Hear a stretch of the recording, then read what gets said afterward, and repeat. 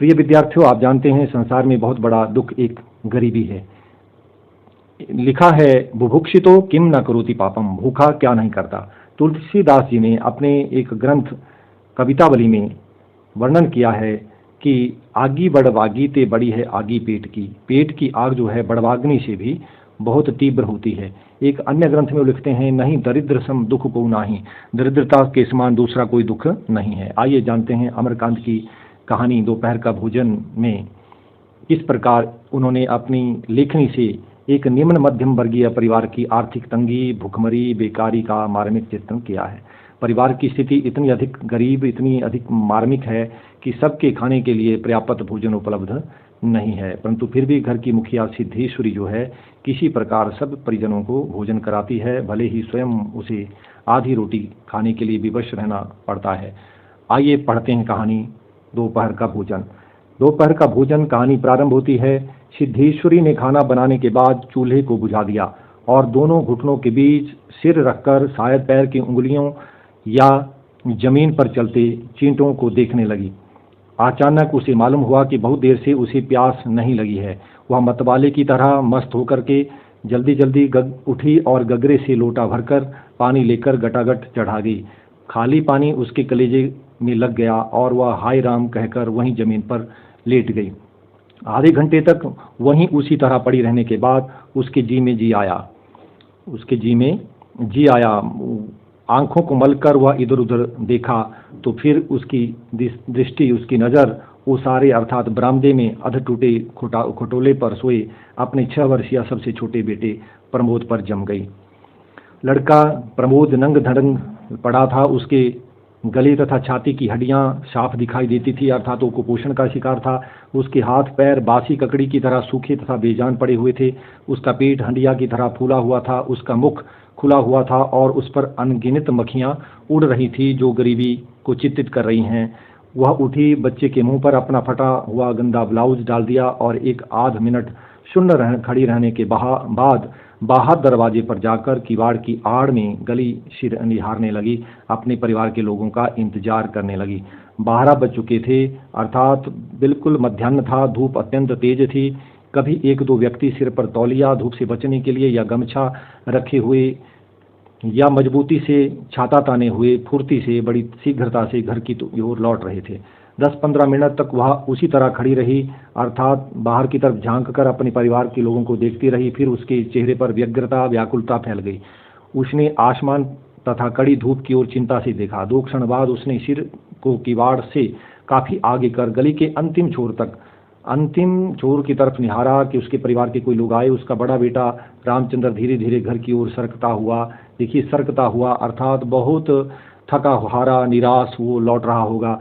उसने फुर्ती से एक लोटा पानी ओसारे की चौकी के पास नीचे रख दिया और चौके में जाकर खाने के स्थान को जल्दी जल्दी पानी से लीपने पोतने लगी, अर्थात वो खाने की तैयारी करने लगी।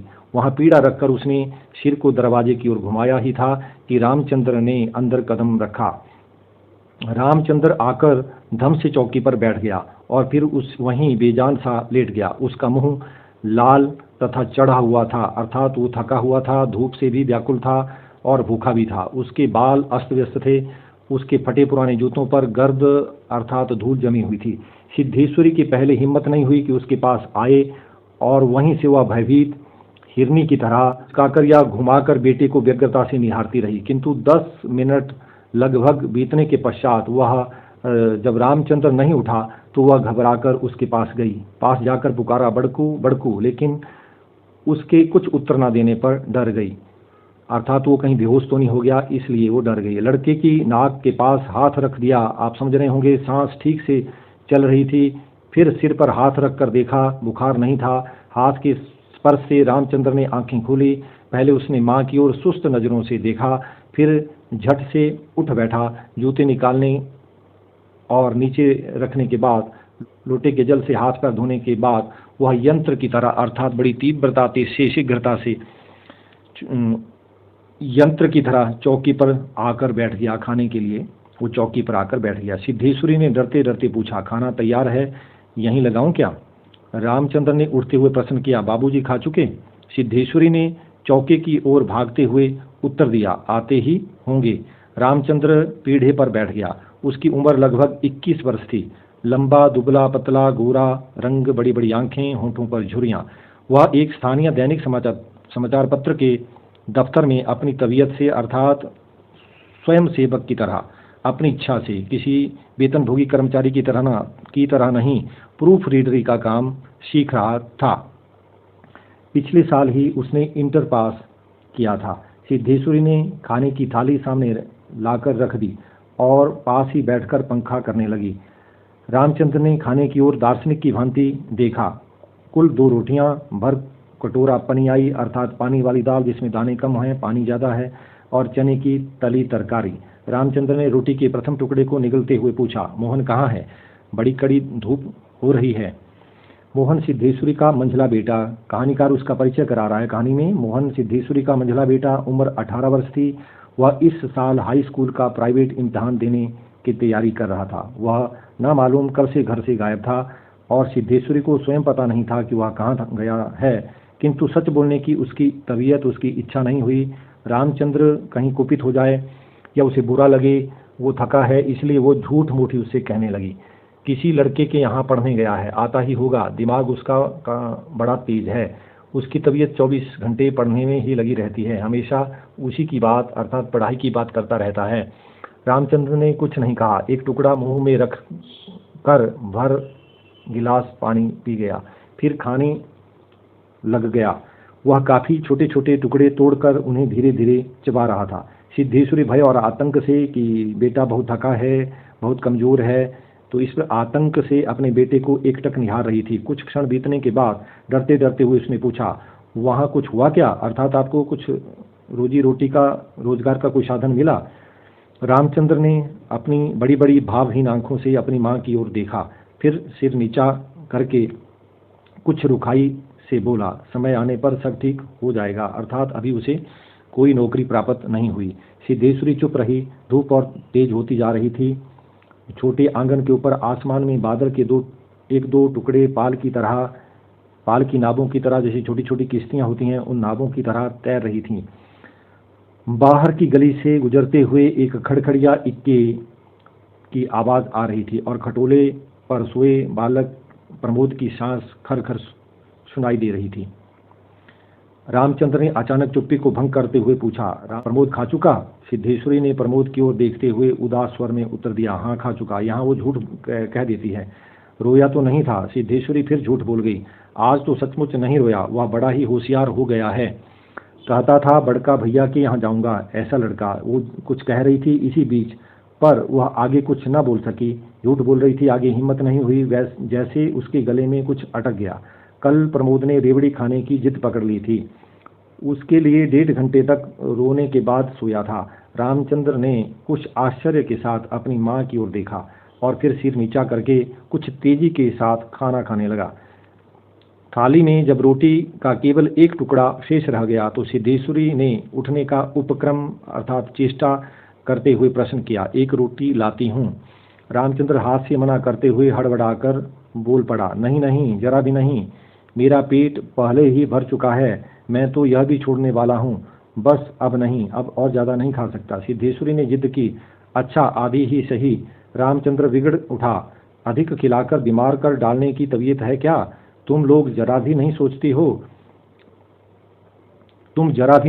हो, बस अपनी जिद, भूख रहती तो क्या ले नहीं लेता। तो इस प्रकार परिवार के व्यक्ति को, सदस्य को पता है कि हर सदस्य के लिए 2 रोटियां बनी हैं। यदि कोई ज़्यादा रोटी खा लेता है तो किसी को भूखा रहना पड़ेगा, इसलिए रामचंद्र भी भूख रहने के बावजूद भी वो रोटी ना लेने की जिद करता है। सिद्धेश्वरी जहाँ की तहाँ बैठी ही रह गई। रामचंद्र ने थाली में बचे हुए रोटी के टुकड़े से हाथ खींच लिया और लोटे की ओर देखते हुए कहा, पानी लाओ। सिद्धेश्वरी लोटा लेकर पानी लेने चली गई। रामचंद्र ने कटोरे को उंगलियों से बजाया, फिर हाथ को थाली में रख दिया। 1-2 क्षण बाद रोटी के टुकड़े को धीरे से हाथ से उठाकर आंख से निहारा और अंत में इधर उधर देखने के बाद टुकड़े को मुंह में इस सरलता से रख दिया जैसे वह भोजन का ग्रास ना हो, पान का बीड़ा हो। मंझला लड़का मोहन आते ही हाथ पैर धोकर पीढ़े पर बैठ गया। खाना खाने के लिए वह कुछ श्यामला था और उसकी आंखें छोटी थी। उसके चेहरे पर चेचक के दाग थे। वह अपने भाई की तरह दुबला पतला था, किंतु उतना लंबा न था। वह उम्र की अपेक्षा कहीं अधिक गंभीर और उदास दिखाई पड़ रहा था। तो गरीबी का प्रभाव उस पात्र पर भी अमरकांत जी दिखा रहे हैं। सिद्धेश्वरी ने उसके सामने थाली रखते हुए प्रश्न किया, कहाँ गए थे बेटा? भैया पूछ रहा था। मोहन ने रोटी के एक बड़े ग्रास को निगलने की कोशिश करते हुए अस्वाभाविक मोटे स्वर में जवाब दिया, कहीं तो नहीं गया था, यहीं पर था। सिद्धेश्वरी वहीं बैठकर पंखा डुलाती हुई इस तरह बोली जैसे स्वप्न में बड़बड़ा रही हो। बड़का तुम्हारी बड़ी तारीफ कर रहा था, कह रहा था मोहन बड़ा दिमागी होगा, उसकी तबीयत 24 घंटे पढ़ने में ही लगी रहती है। यह कहकर उसने अपने मंझले बेटे की ओर इस तरह देखा जैसे उसने चोरी की हो, अर्थात वो झूठ बोल रही थी। परिवार के एक सदस्य के पास दूसरे सदस्य के बारे में झूठ बोलती है, इसलिए कि ताकि सभी में परस्पर प्रेम आत्मीयता बनी रहे।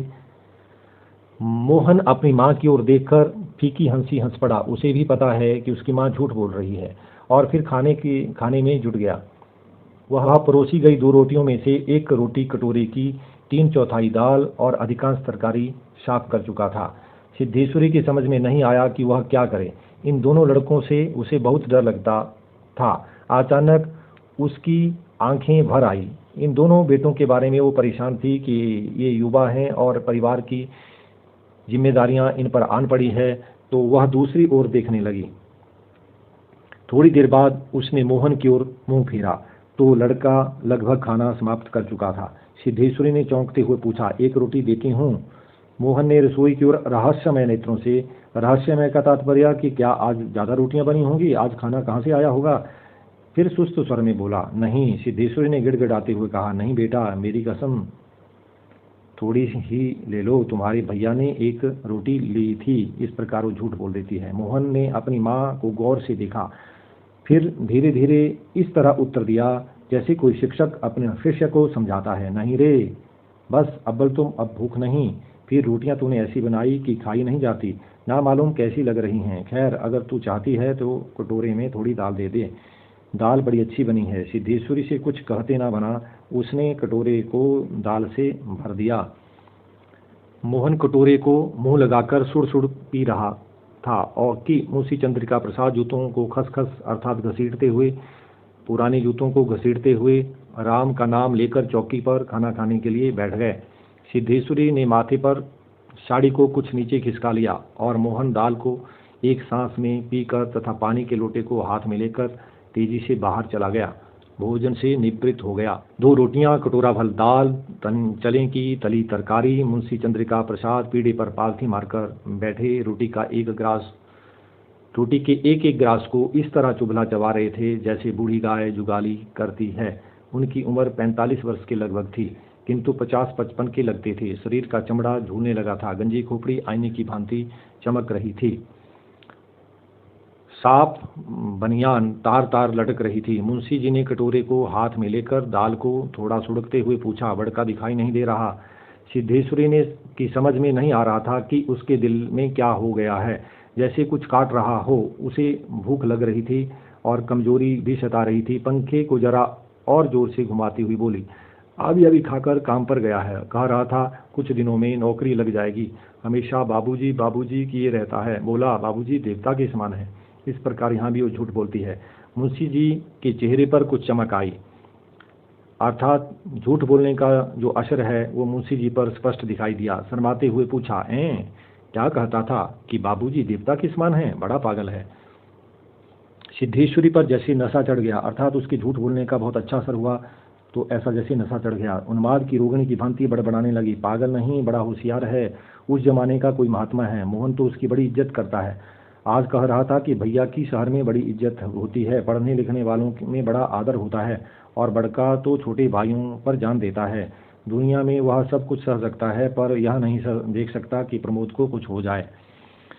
मुंशी जी दाल लगे हाथ को चाट रहे थे। उन्होंने सामने की ताक की ओर देखते हुए हंसकर कहा, बड़का का दिमाग तो खैर काफ़ी तेज है, वैसे लड़कपन में नटखट भी था, हमेशा खेल कूद में लगा रहता था, लेकिन यह भी बात थी कि जो सबक जो पढ़ने के लिए, याद करने के लिए उसे दिया जाता था, पाठ उसे याद करने को देता था, वह उसे बर्राक याद अर्थात याद रखता था। असल तो यह कि तीनों लड़के काफ़ी होशियार हैं, प्रमोद को कम समझती हो। यह कहकर वह अचानक जोर से हंस पड़े। मुंशी जी 1.5 रोटी खा चुकने के बाद एक गिलास से युद्ध कर रहे थे। कठिनाई होने पर एक गिलास पानी चढ़ा गए, अर्थात शेष जो खाना है, एक गिलास है, उसको पानी के साथ ही घूंटने की कोशिश की। फिर खर्र खर्र खांस कर खाने लगे।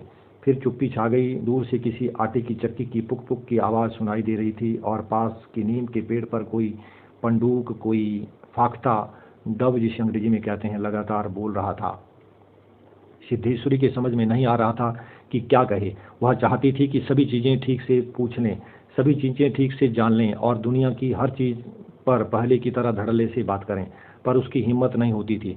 उसके दिल में जाने कैसा भय समाया हुआ था। अब मुंशी जी इस तरह चुपचाप दुबके हुए खा रहे थे जैसे पिछले 2 दिनों से मौन व्रत धारण कर रखा हो, उसको कहीं जाकर आज शाम को तोड़ने वाले हो।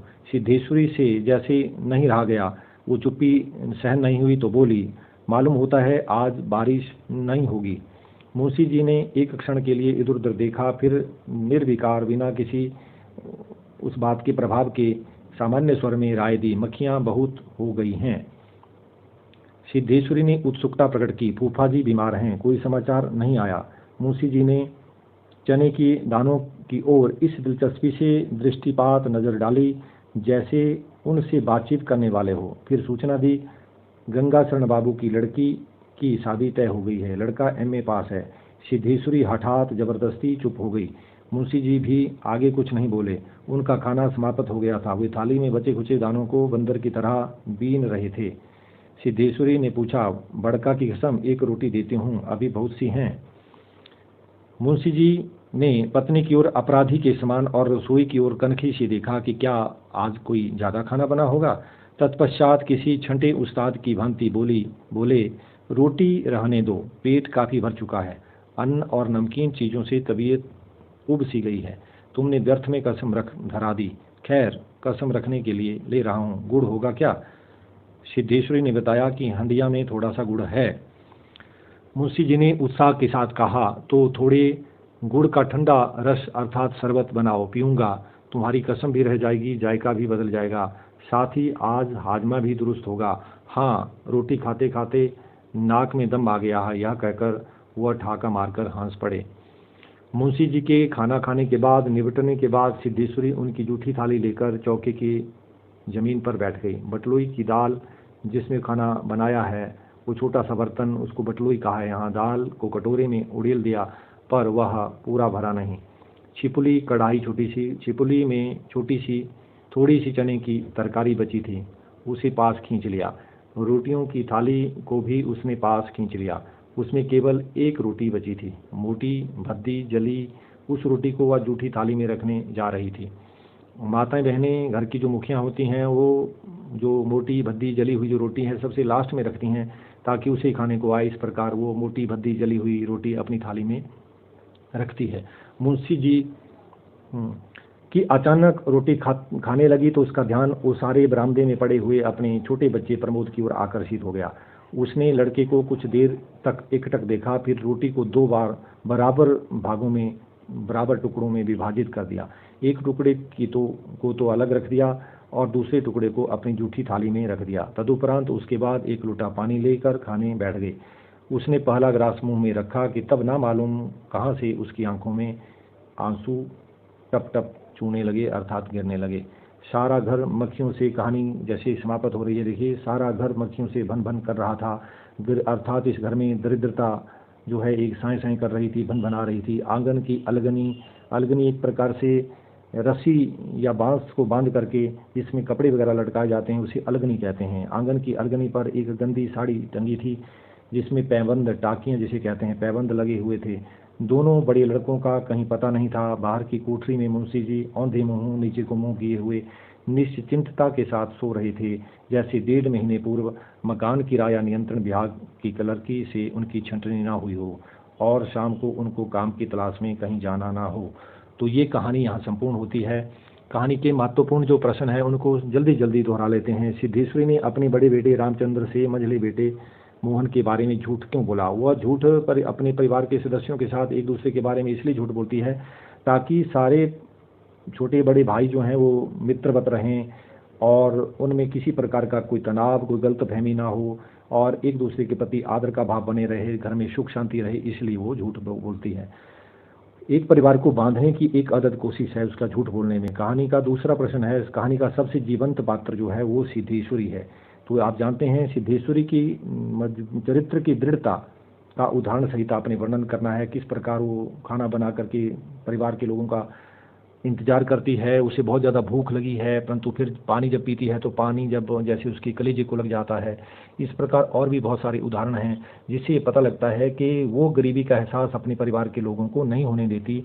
वो कहानी की सबसे जीवंत पात्र है। कहानी के उन प्रसंगों का उल्लेख कीजिए जिनसे गरीबी की व्यवस्था झांक रही है। तो कहानी में ऐसे बहुत सारे प्रसंग हैं। सर्वप्रथम आप देखते हैं प्रमोद जो है ओसारे में जो है एक छोटे से खटोले पर लेटा हुआ है। किस प्रकार का उसका शरीर है ये बताया गया है, तो ऐसा स्पष्ट दिख रहा है कि वो कुपोषण का शिकार है। उसकी छाती, उसकी हड्डियाँ, उसका पेट फूला हुआ है, ये सब बता रहा है कि इस घर में जो है दरिद्रता साएं साएं करके जो है वो मंडरा रही है। कहानी के अंत में भी मक्खियाँ भिन भिना रही हैं। इन सब से पता चलता है कहानी खाना दोपहर का क्या बना है, पनियाई दाल है, इससे भी स्पष्ट पता लगता है।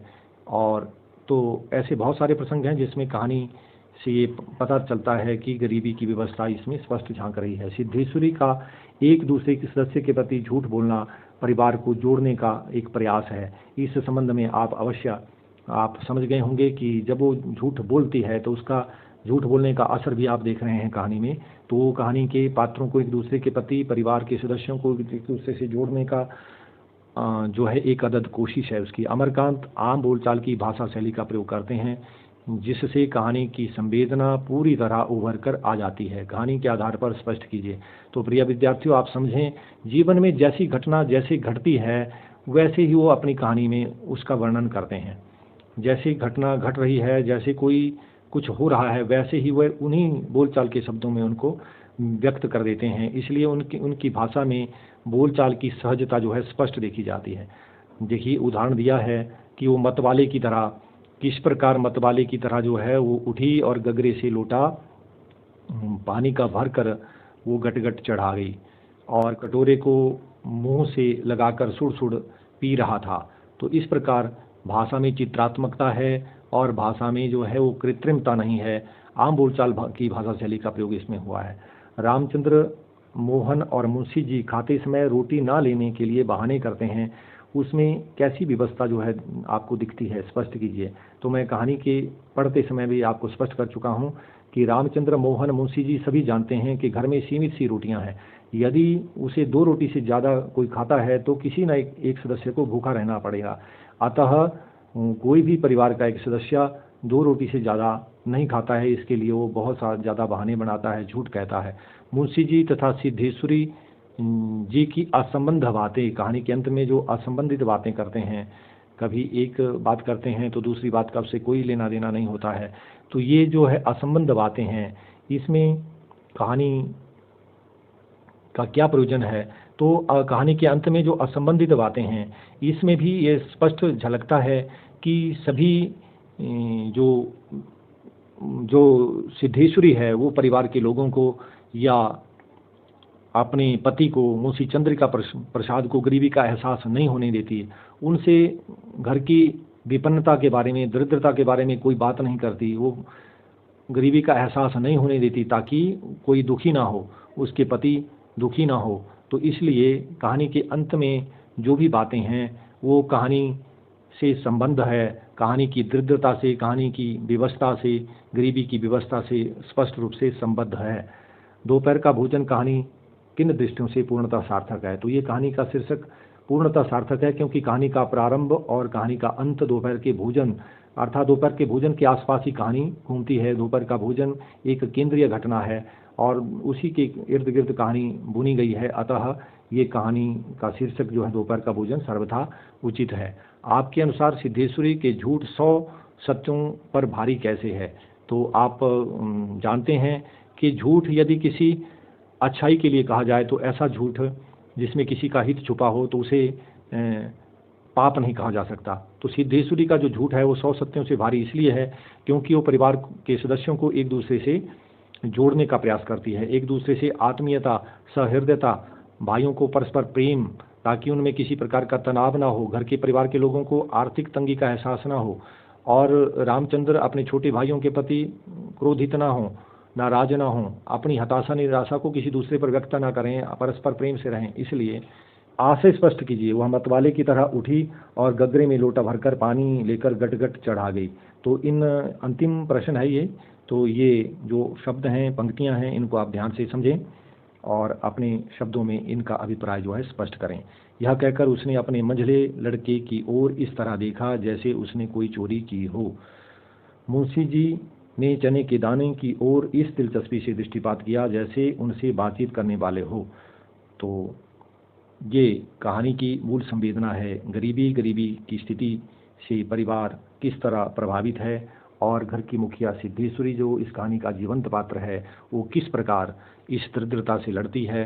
तो आशा करता हूँ आपने इस दोपहर का भोजन कहानी के केंद्रीय बिंदु को, इस कहानी के मूल विषय को समझा होगा और इनके प्रश्नों का उत्तर दे पाने में आप समर्थ होंगे। धन्यवाद।